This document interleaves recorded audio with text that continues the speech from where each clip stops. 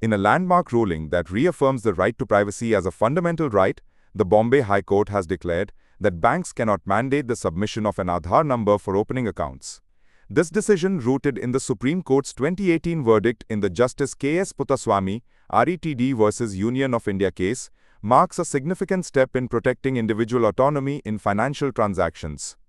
The court also awarded 50,000 rupees in compensation to a company that faced coercive demands from a bank to provide Aadhaar details, sending a strong message about the importance of adhering to constitutional safeguards. The Aadhaar system, introduced by the Indian government in 2009, was envisioned as a transformative tool for delivering welfare services, streamlining identification, and curbing fraud. The 12-digit unique identification number, linked to biometric and demographic data, became a cornerstone of India's digital governance framework. However, its widespread mandatory use across sectors, banking, telecom, taxation, and more, sparked concerns about privacy, surveillance, and exclusion. Critics argued that Aadhaar's mandatory linkage violated personal freedoms and risked data misuse, particularly for marginalized communities who faced barriers in obtaining or linking their Aadhaar. These concerns culminated in the Puttaswamy case, a historic legal battle that reached the Supreme Court. In 2017, a 9-judge bench unanimously recognized the right to privacy as a fundamental right under Article 21 of the Indian Constitution, which guarantees the right to life and personal liberty. In 2018, a 5-judge bench delivered the final verdict on Aadhaar, striking a balance between its utility and the need to protect privacy. The court upheld Aadhaar's constitutionality for welfare schemes and tax filings, but struck down its mandatory use in several areas, including bank account openings, mobile connections, and school admissions. The ruling emphasized that private entities, such as banks, could not compel individuals to provide Aadhaar, as this violated the principles of informed consent and proportionality. Despite the Supreme Court's clear directive, compliance has been uneven. Many banks and private institutions continue to demand Aadhaar, either due to operational inertia or a lack of clarity in implementing alternative identification methods. This set the stage for the Bombay High Court's recent ruling, which addresses a specific instance of non-compliance and reinforces the Puttaswamy verdict's core principles. The Bombay High Court's ruling arose from a petition filed by a company, whose name has been withheld in most reports to protect its identity, against a bank that insisted on Aadhaar submission for opening a corporate account. The company argued that the bank's demand was not only unlawful, but also caused delays and financial inconvenience, as it was forced to navigate bureaucratic hurdles to comply with the bank's requirements. The petitioner contended that the bank's actions violated the Supreme Court's 2018 ruling and infringed on its right to conduct business without unnecessary coercion. The court, presided over by a division bench, meticulously examined the case. It referred to Section 7 of the Aadhaar Act, which allows Aadhaar's use for availing government subsidies, benefits or services, but not for private transactions like opening a bank account. The judges also cited the Puttaswamy verdict, which explicitly prohibits private entities from mandating Aadhaar unless explicitly permitted by law. The court found that the bank's insistence on Aadhaar was arbitrary and lacked legal backing, as customers could provide alternative forms of identification, such as PAN cards, voter IDs, or passports, to fulfill Know Your Customer (KYC) norms.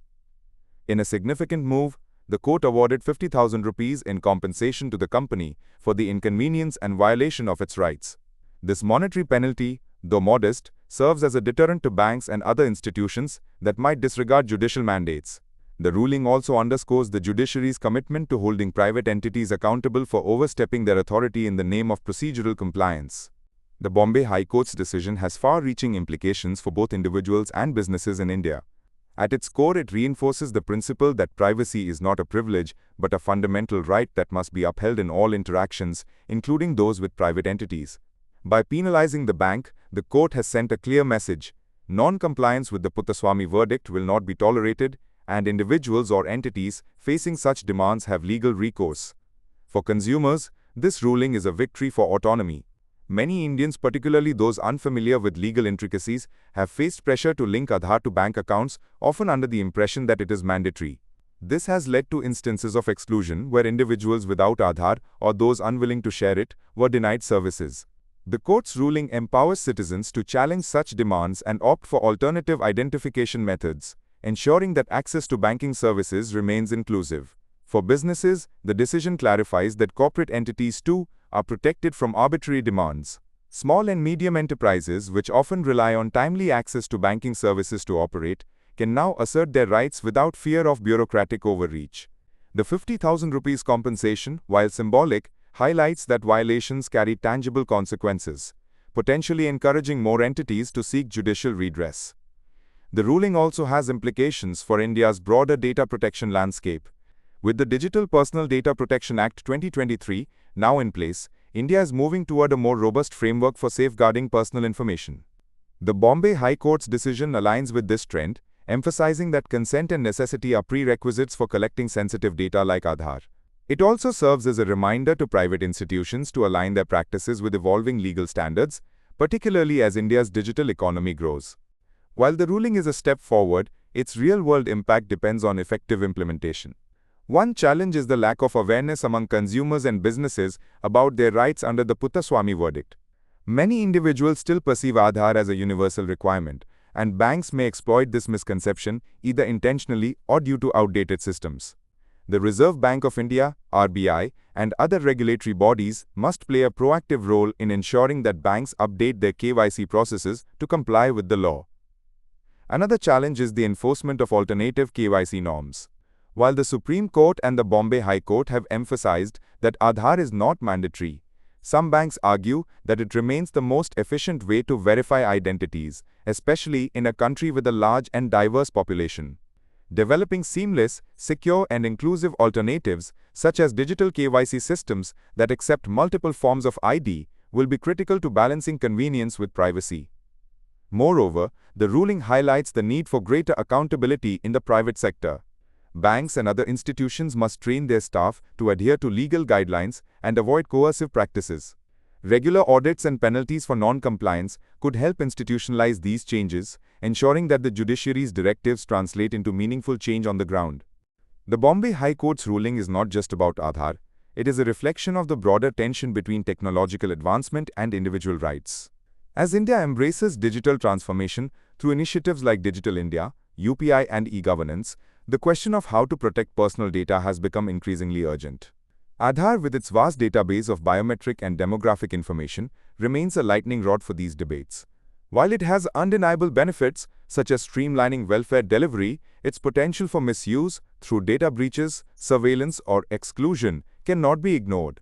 The Puttaswamy verdict and subsequent rulings like the Bombay High Court's decision underscore the judiciary's role as a guardian of constitutional rights in this digital age. They also highlight the importance of checks and balances in a system where technology can both empower and encroach. As India continues to navigate these complexities, the judiciary's insistence on privacy as a non-negotiable right will shape the country's approach to governance, technology, and individual freedoms. The Bombay High Court's ruling is likely to inspire similar challenges across India as individuals and businesses become more aware of their rights. Legal experts anticipate an increase in petitions against institutions that continue to mandate Aadhaar, potentially leading to a wave of reforms in banking and other sectors. The RBI may also issue clarifications or updated guidelines to ensure compliance, particularly as public awareness grows. For now, the 50,000 rupees compensation awarded to the company serves as both a precedent and a warning. It signals that the judiciary is prepared to hold violators accountable, no matter how entrenched their practices may be. For ordinary citizens, this ruling is a reminder that the law is on their side when it comes to protecting their privacy and autonomy. In conclusion, the Bombay High Court's decision is a triumph for the rule of law and a reaffirmation of the principles laid down in the Puttaswamy case. It underscores that no institution, public or private, can override the fundamental right to privacy. As India moves toward a more digital and interconnected future, such rulings will play a crucial role in ensuring that technological progress does not come at the cost of individual freedoms.